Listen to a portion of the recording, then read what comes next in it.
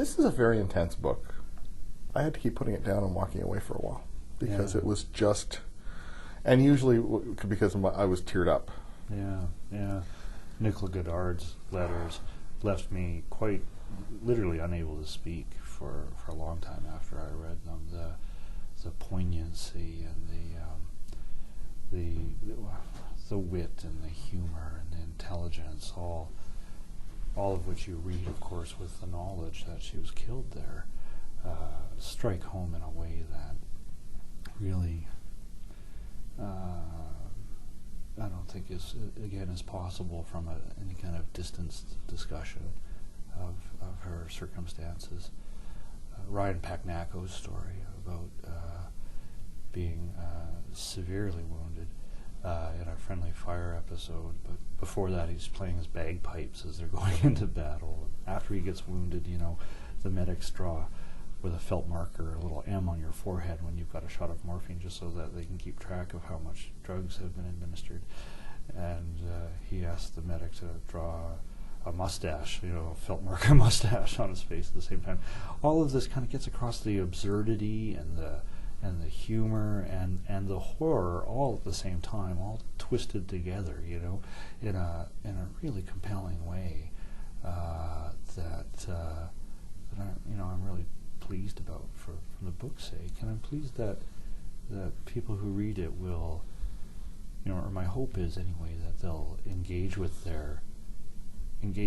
the people over in Afghanistan serving there on behalf of the public in a way that might be a little bit more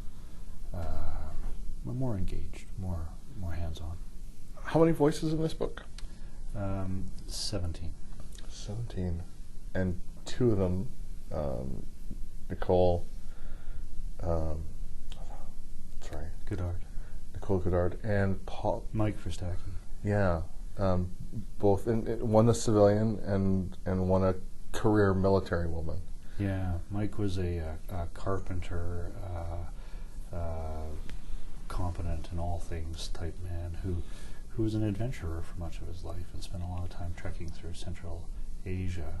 And on visiting Afghanistan, he fell in love with the place and the people there. And after the Taliban fell, he went there and started a campaign to build schools, and spent several years working very hard building the school. He was deeply involved in every aspect of it too. He insisted, for instance, that the girls be educated as well, and he had ideas about curriculum and ideas about physical education and games and all that sort of thing. And his personality comes through very vividly in his letters home.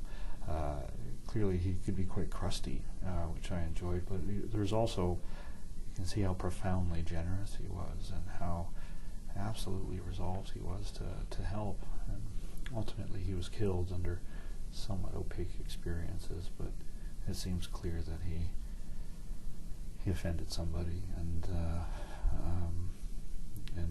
was killed as a consequence. Nicole Goddard, of course, was killed in a firefight in 2006, and the enormity of her loss, and what the nation lost really with her death comes through clearer in this than anything else I could imagine. I mean, she would have been the sort of person I would have wanted to lead the armed forces in 20 years, with her nuanced wit and complex understanding of a complex place. It's a much more optimistic book than I expected. Mm-hmm. Afghanistan is a complex situation, and it's it's not clear that we're going to win. There's lots of concerning trends there. The insurgency-related violence in 2007 was greater than it was in any previous year, and there was a record opium harvest. So the assertion by the politicians that we're winning is a little hard to buy at times, but it's not for lack of commitment and devotion by the people on the ground, and it's not, and their motives, the motives of the soldiers on the ground are really pretty solid. How did you manage to get the families of the two deceased? I did a did some interviews with CBC Radio, and we put up a website and issued a call for submissions, and they approached us. Really? Yeah. Wow, that's very flattering. Well, when people close to us die, especially I think young people who die in far off places, I think it's an immediate fear that the world will forget about them, and the world must not forget about Mike and Nicola. For the world's sake, we can't forget about them. We need to understand examples of selflessness like that, I think, and use them as models. The book is Outside the Wire, The War in Afghanistan, in the words of its participants. I've been speaking with the editor, Kevin Patterson, along with Jane Warren, and Outside the Wire, with a foreword by Lieutenant General Romeo Dallaire, is published by Random House of Canada.